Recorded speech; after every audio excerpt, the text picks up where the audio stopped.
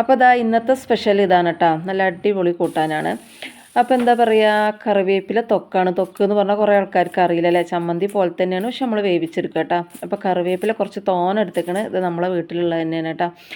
അപ്പോൾ ഇത് നല്ലോണം കഴുകി വെള്ളം ഊറ്റാൻ വേണ്ടി വെക്കുക. പിന്നെ ഇതാ ഉണക്കമുളകില്ലേ, വറ്റൽമുളക്, വെളുത്തുള്ളി, കുറച്ച് മല്ലിയാണ് ഇട്ട് കൊടുക്കേണ്ടത്. മല്ലി ഇല്ലാത്തതുകൊണ്ട് ഞാൻ കുറച്ച് മല്ലിപ്പൊടി എടുത്ത്, കുറച്ച് കുരുമുളക് ഒക്കെ ഒരു കാ ടീസ്പൂൺ മതി കേട്ടോ.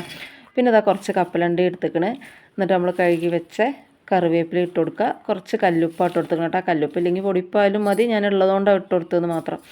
അതും ഇട്ട് കൊടുത്തിട്ട് ആവശ്യത്തിന് പുളിവെള്ളം ഒഴിച്ചിട്ട് നല്ല പേസ്റ്റ് പോലെ അരച്ചെടുക്കുക.